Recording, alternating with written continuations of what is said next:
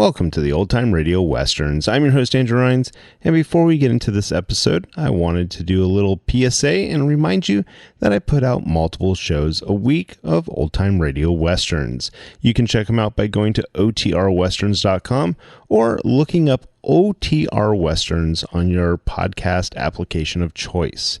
We're releasing over 10 episodes a week so far, about 100 a month. So definitely want you to check that out. Again, otrwesterns.com and check it out.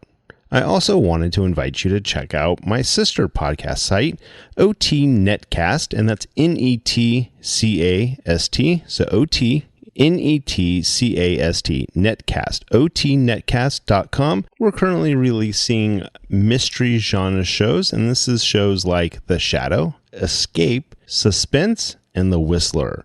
And we have plans on bringing other shows to the network for you guys to listen to. So it's my non-Western old-time radio channel that I can kind of do other genres that not only I like, but hopefully you would like too. You can check us out by going to otnetcast.com or searching OTNETCAST on your podcast app of choice. Now let's get into this episode. This episode is going to be Challenge of the Yukon. Original air date is October 11th, 1950, and the title is Harper's Castle. Now, as howling winds echo across the snow-covered reaches of the wild Northwest, the Quaker Oats Company, makers of Quaker Puff Wheat and Quaker Puff Rice, the delicious cereal shot from guns, in cooperation with the Mutual Broadcasting System, presents by special recording Sergeant Preston of the Yukon. It's Yukon King, swiftest and strongest lead dog of the Northwest, breaking his trail for Sergeant Preston of the Northwest Mounted Police in his relentless pursuit of lawbreakers. And ding! On you, Husky! Gold discovered in the Yukon. A stampede to the Klondike in the wild race for riches. Back to the days of the gold rush. And the adventures of Sergeant Preston and his wonder dog, Yukon King, as they meet the challenge of the Yukon.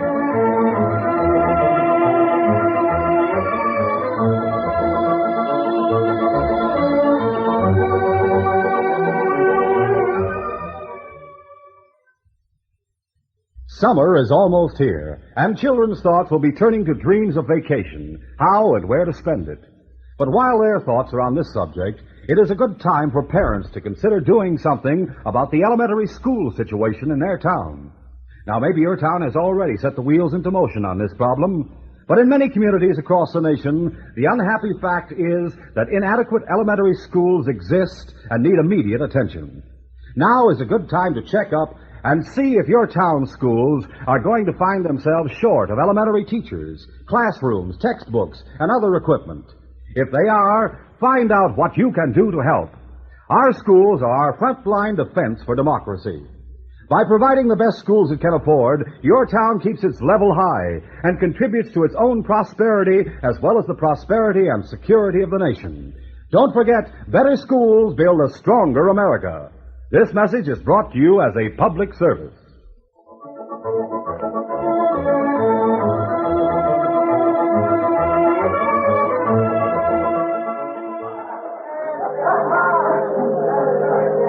There was a wild celebration when the first boat came into Dawson from St. Michael late in June. It meant the first fresh supplies and mail from home in months. Sergeant Preston was on duty at the waterfront, but the crowd was good-natured and he had no trouble keeping order. Most of the passengers had come ashore, and the sergeant was about to return to headquarters when he saw the 6-year-old boy sitting on a valise. Hello there, young man. Welcome to the Yukon. Hello. You're a policeman, aren't you? Sergeant Preston, Northwest Mounted, at your service. Have you seen my father? Well, who is your father? His name is Harper. I'm Tad Harper. My father owns a mine on Terrible Creek. Harry Harper. Why, of course. I know him well, Tad. He was in town last month. Isn't he in town now? I don't think so. I guess he doesn't like me. Well, why do you say a thing like that? He was supposed to meet me. But, Ted, I don't believe he knew you were coming. He didn't say anything about it to me. Sergeant Preston! At that moment, Captain Campbell of the Yukon Belle hailed the sergeant. Well, I'm certainly glad to see you, Sergeant. Where's Harry Harper? Probably at Caribou Creek. A fine thing. When Captain Holmes of the city of Portland turned the boy over to me, he said that Harry was expecting him and would be waiting at the dock. We had no idea he was coming. A month ago, he told me the boy was living with his grandmother in Seattle. Grandma died. Oh, I'm sorry to hear that. The boy had no other relatives in town, and Harry's lawyers decided the best thing to do was to ship him up here. They wrote Harry. Captain Holmes agreed to take care of him. Well, the letter's probably in one of those mail bags your men are unloading. Probably. What's to be done, Do I Sergeant? have to go back to Seattle? No, Tad, you stay at headquarters for a few days, and then I'll find you a pony, and you and I can ride up to Caribou Creek. But maybe Father doesn't want me to go there. Of course he does. Thank goodness for the Northwest Mounted. You've taken a load off my mind, Sergeant. We'll see that Tad gets home, Captain. And Sergeant Preston did. It was only a week later that he and Tad and King reached the Harper Mining Company's property on Caribou Creek. Harry's home was on the ridge high above the mine. A two-story building, so much larger than the usual Yukon cabin, most people called it Harper's Castle. Tad was impressed by its size. Does Father live here all alone? No, Tad. Your Uncle Phil and his wife live with him. Oh, I don't know them. And there's Joe Tagish, too. Who's he? He's an Indian, good friend of mine. He cuts the wood and keeps up the fires. Is he a real Indian? A real Indian. He'll teach you all about the woods. Won't he scout me? No, Tad. Won't he want to scout me? No, Joe's a good Indian. Oh, Blackie. Oh, fella. Father. Here we are. Ready? Sergeant, What, son? will you go in first to find out if they want me? Now, that's nonsense. Your father will be very happy to see you. Come on, we'll go in together. Come on, King.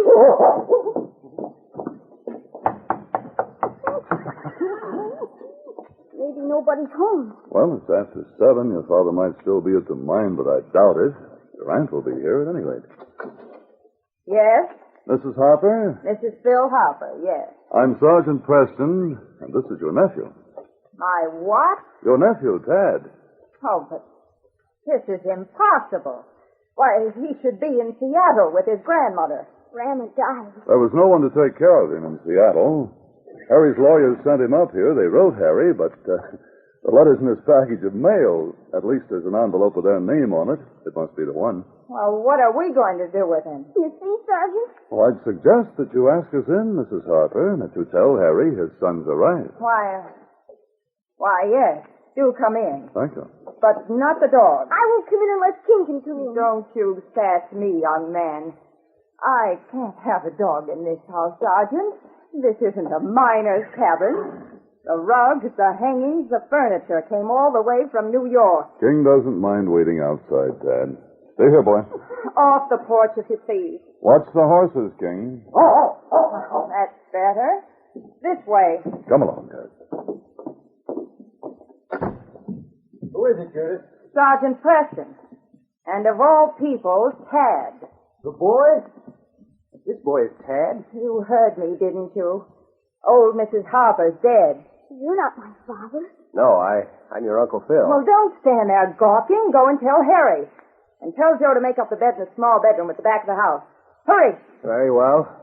I don't suppose you'll be staying overnight, Sergeant. You policemen are always so busy.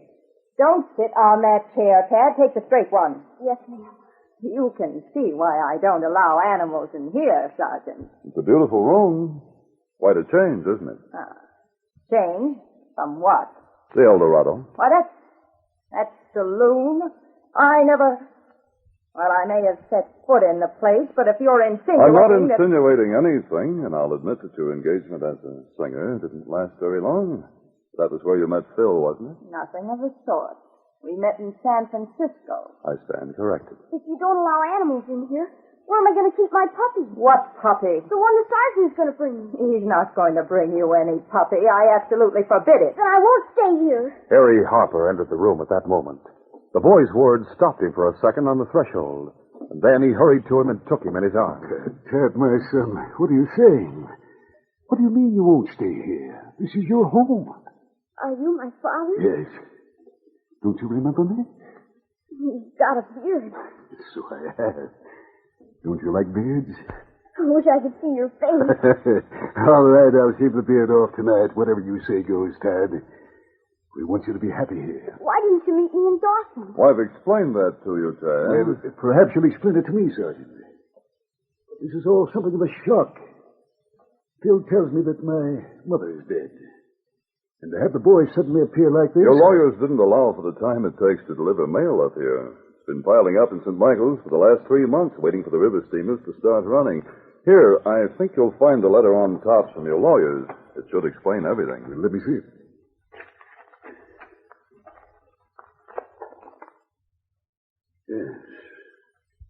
Yes. But they should have known better. They should have at least waited to hear from me before sending the boy all that distance. And alone, Sergeant. Well, the stupidity. I'd have gone down there, brought the boy up myself, or perhaps found a school for him in the States. You don't want me here. Tad, of course I do. I'm just angry because of what might have happened to you. Of course I want you. Then may I have a puppy? What? A puppy? That's what we were arguing about when you came in. The sergeant promised me one. I'm leaving at once if you allow that child to bring a dog into this house. Well, certainly, a house like this isn't exactly the place for a dog. But there are plenty of dogs down at the mine kennels, and you may play with them whenever you want to. It isn't like having your own dog. No, that's true. Judith can't hear. Not unless you prefer Indian cooking. Well, we'll talk about it some other time, Tad. Sergeant, thanks for taking care of the boy. You'll stay for supper in the night? No, not for the night. As your sister-in-law has reminded me, a policeman's work is never done, I'd better be on my way. And although the sergeant stayed for supper, he left shortly afterward. And he didn't return to Caribou Creek until the middle of the next winter. It was a routine patrol that took him in that direction. The third night out from Dawson, he made camp on the trail. Toward morning, King struggled from the snowbank in which he had burrowed close to his master. The scent of danger was in the air. A moment later, he saw the wolf pack streaking across the ridge. Their howls woke the rest of the team, and Sergeant Preston woke with them. Wolves, King? Yes, hungry, too. There were over 20 wolves in the pack. Their eyes flashed green, and their fangs white as they raced down toward the sergeant and King. Closer and closer. At last, the sergeant opened fire. The pack swerved aside, but only to avoid the man and gallop the dogs behind him. Then King dashed forward to intercept them. He threw himself at the leader and knocked him off his feet. The leader's fangs slashed his shoulder open. The pain was sharp, searing, but King never wavered in his attack. The sergeant fired point blank into the pack. It was he who ended the fight. The body of the wolf went limp. When King staggered to his feet, the remaining members of the pack were racing toward the ridge. The sergeant knelt beside King. King, old boy, you put up a wonderful fight, but you've been hurt badly. Let me see. Shoulder, throat. Close one, King. We'll have to take care of you right away. And you'll have to take it easy for a few days, boy, and ride the sled. The sergeant hoped to make Caribou Creek the following night, but a sudden blizzard slowed the team down, and at nightfall they were still in the woods east of the ridge that ran north and south the length of the creek. Suddenly, the sergeant saw a light glimmering through the trees, and he stopped the team. King, that light must be coming from the cabin where Joe Tagish used to live before he went to work for Harper. I wonder who could be using it now. We'd better investigate. All right, on!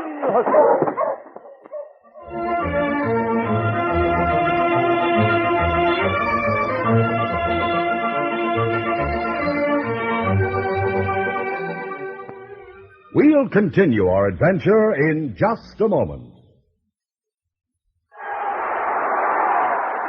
It's a home run! Hooray for our team!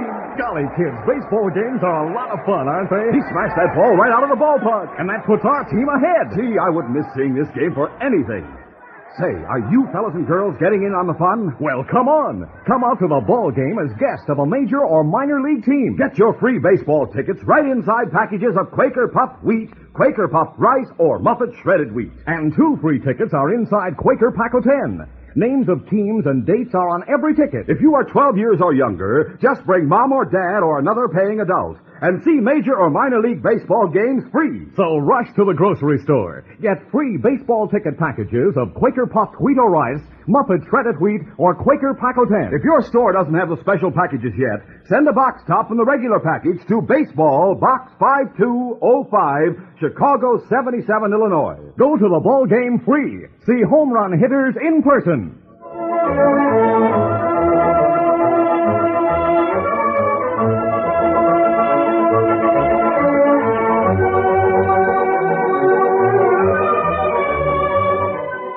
Now to continue. As Sergeant Preston stopped his team in front of the cabin, the door opened and a man came out. It was the Indian, Joe Taggy. Sergeant! Joe! Hey, what matter with King? Had to fight off a wolf pack last night. He's been hurt. You stay here tonight. You can put us up, but how's it happen you're living here? Me help you unharness King. Feed him. And Joe tell you everything that happened. All right. After the team had been fed, the sergeant carried King into the cabin. A tiny white puppy raced across the room and nipped playfully at Joe's muckluck. You be quiet, Whitey. Good-looking pup, Joe. Here, blanket. Me put near stove. King sleep here. Fine. There you are, King. Better Joe pick you up, Whitey. You be quiet. Where'd you get him? Me buy him in Beaver City for Tad. Oh? What does Aunt say to that? I not know. Tad not happy, Sergeant. Boss work all time. Aunt, uncle, not like boy. Joe, his only friend. Me buy puppy. Keep in woodshed where boy can play with him. Without his aunt knowing about it. But Joe have to take puppy with him when boss fire Joe. Harry fired you? Well, that doesn't sound like him at all. Miss Judith said Joe steal. Huh? Buying bracelet in room. Yesterday, boss tell Joe go away. But you didn't steal, did you? No. Miss Judith, bad woman. Afraid Joe know too much. Know too much? What about? What's been happening at the castle? Me tell you. 2 days ago, boss make trip to Beaver City. While him gone, strange man come to creek. Him friend of Mr. Phil. Stay at castle. Yes? After supper, Miss Judith send boy to bed. Joe, he work out in kitchen. Here, Miss Judith, Mr. Phil talk to stranger. Me not understand all them say, but me tell you words. Joe try to remember all. Judith, did Phil ever mention that the police would still like to find him in connection with a bank robbery? They're looking for a man named Spike Gordon. They have no idea. That Spike Gordon and Phil Harper are one and the same? There's no way for them to find out. Unless one of your friends would have tipped them off. You wouldn't dare. How did you ever find me? How did you That's beside the point. What is this? Blackmail? Oh, that's an ugly word. Well, if you think Phil has any money, you're crazy. He's nothing but a clerk as far as the mine is concerned. Harry puts up with him and pays him his salary because he's his brother. And because I'm a good housekeeper and take care of his brat. Phil works in the mine office, doesn't he? What of it? You must know the combination of the No. Nothing like that. Even if I did get away with it, it'd bring the police here. There'd be questions. Those Mounties never give up. Don't expect Phil to show any nerve, Matt. Be so simple. My plan is simple, too, and he won't even listen to it. Forget it. What's the plan? Anything should happen to Harry and the boy, the whole mine would belong to Phil. She's talking about murder. My wife wants me to kill my brother and my nephew. It could be made to seem an accident. What sort of an accident? Fire, for instance. If a fire should break out, the men from the mine could never get here in time to put it out. There'd have to be something more than fire. Well, you don't need a blueprint. A single blow. Enough to knock Harry out. Another for the boy. Sounds good. You hear that, Phil?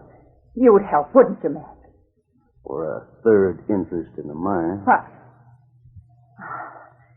Well, that's only fair. A third for each of us. Oh, Phil, will you listen to reason? I don't call it reason. You could leave it to Mac, and I promise you that no one will ever find out. You're forgetting Joe. How do you expect to kill him, too? Well, it won't be necessary. I'll get rid of him before we try it. I'll get rid of him tomorrow. Oh, think what we could do with all that gold. The places we could go to sort of light. That old Joe here. Next day, Miss Judith say Joe steal or spare me.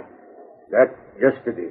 Me come here. Well, Joe, didn't you say anything to Harry about what you heard? Him believe Joe steal. Him not believe Joe tell truth. Me come here. Get ready. Go Dawson. Find you. You and I are heading for the castle right now. King watched the sergeant and Joe put on their parkas and pick up snowshoes. He struggled to his feet and asked for permission to go with them wherever they might be heading. But the sergeant said no. Not tonight, boy. You'd better stay here. King watched the sergeant and Joe leave. The Indian slipped the latch string through the hole so the door could be opened from the outside. The door closed. There was no sound from the team outside. The sergeant and Joe must be going to travel on foot.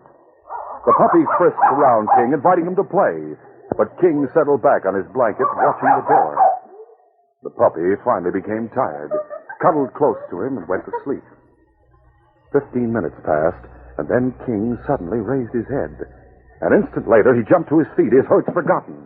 He trotted to the door. King understood latch strings. He took the string in his mouth and pulled. The latch lifted. The door was blown open.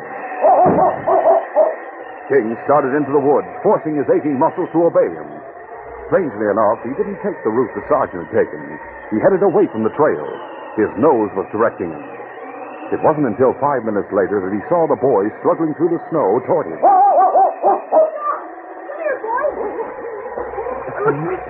You King. King, where's the sergeant? I've been trying to find Joe's cabin. I've lost the trail. I want to see Whitey, King. Take me to the sergeant. He'll find the cabin for me.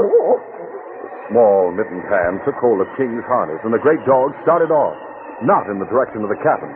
He had been told to find the sergeant, and that's what he intended to do.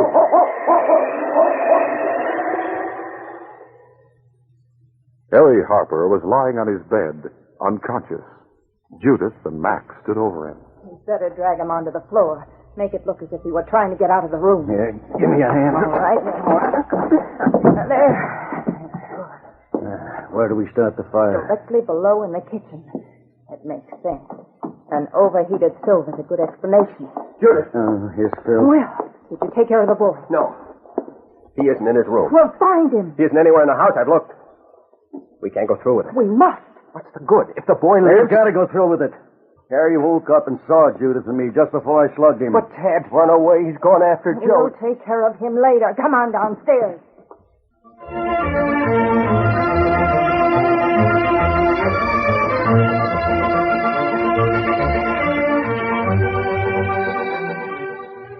We'll continue our adventure in just a moment. He did it! A home run way out of the left field stands, and the home team wins the game. Are you kids there? Are you seeing the exciting homers that your home team makes and cheering them on? Come out to the ball game now as guest of a major or minor league team. Your free ticket is waiting for you right inside packages of Quaker Puffed Wheat, Quaker Puffed Rice, Muffet Shredded Wheat, Quaker Paco 10, which has 2 free baseball tickets. Yes, if you are 12 years or younger, just bring mom or dad or another paying adult and see a wonderful major or minor league baseball game free. Names of teams and dates are on every ticket. Hurry! Get a free baseball ticket package of Quaker Puffed Wheat or Rice, Muffet Shredded Wheat, or Quaker Paco 10. If your store doesn't have the special packages yet, just send a box top from the regular package of Quaker Ready-to-Eat cereal. Send to Baseball, Box 5205, Chicago 77, Illinois. Don't wait and miss exciting games. Act now.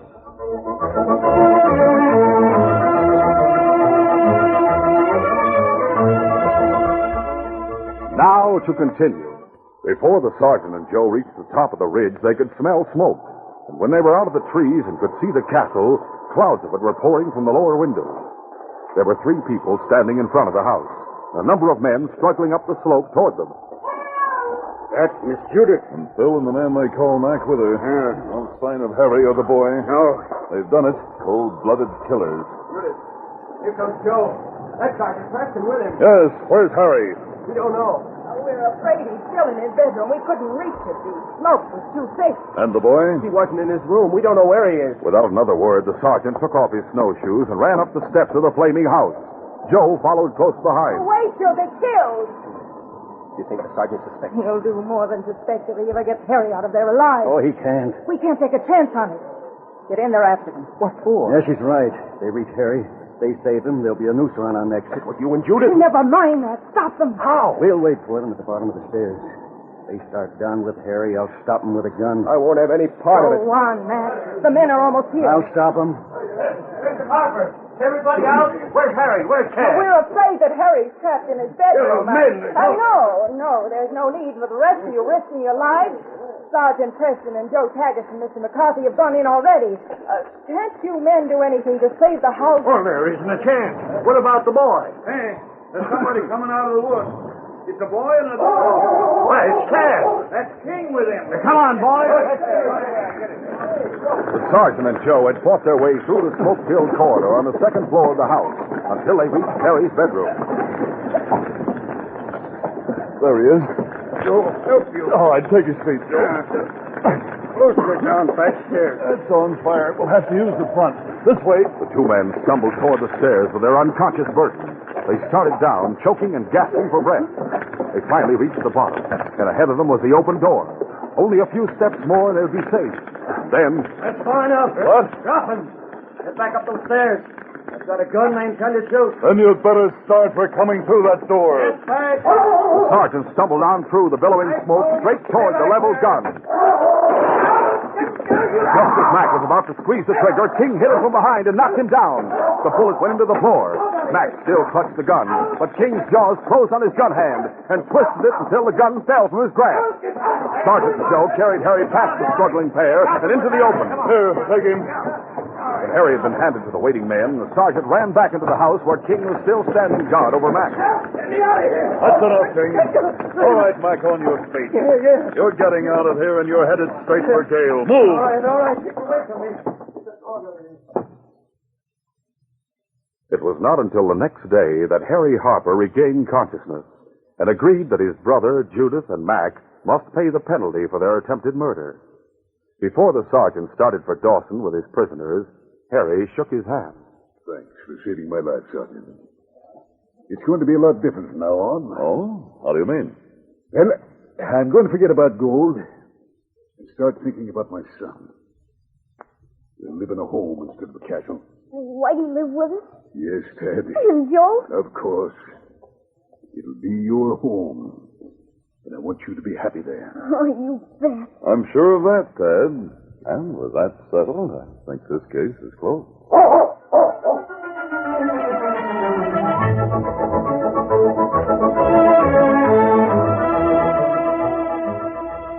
We'll return in just a moment with a word about our next exciting adventure. Young America keeps its musical knowledge up to date by listening to Phonorama Time, starring Johnny Desmond.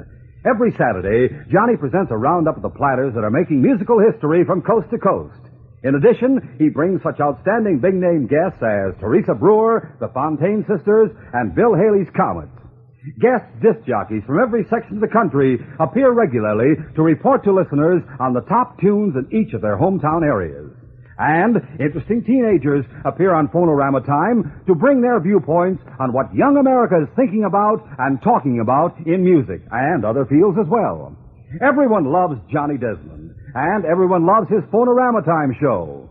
So gather your friends and fellow music fans around this Saturday and every Saturday for the musical session you can't afford to miss.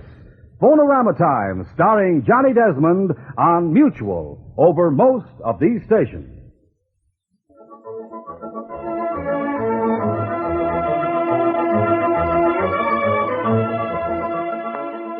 Two desperate men are planning to rob Omar Wiggins' general store. It looks as though Sergeant Preston will be too late to stop them. And if he tries to trail them, they're certain to put up a deadly gunfight to avoid capture. Don't miss this exciting adventure, Friday. These Sergeant Preston of the Yukon Adventures are brought to you every Monday through Friday at this time by the Quaker Oats Company, makers of Quaker Puffed Wheat and Quaker Puffed Rice, the delicious cereals shot from guns. By special recording in cooperation with the Mutual Broadcasting System. They are a copyrighted feature of Sergeant Preston of the Yukon, Incorporated. Created by George W. Trendle, produced by Trendle Campbell Muir, Incorporated, and directed by Fred Flowerday. The part of Sergeant Preston is played by Paul Sutton.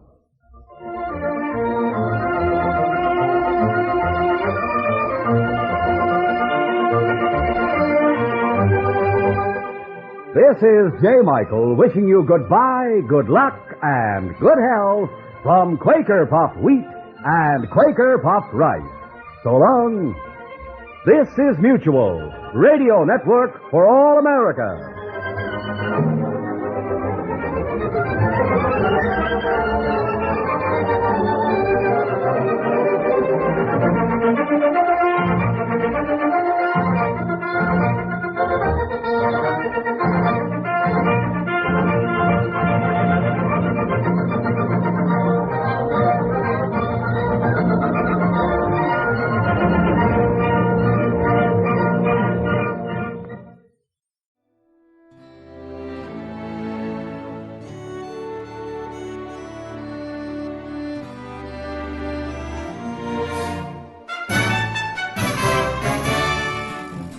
This has been a presentation of OTRWesterns.com, and we hope you enjoyed. Please take some time to like and rate our shows in your favorite podcast application.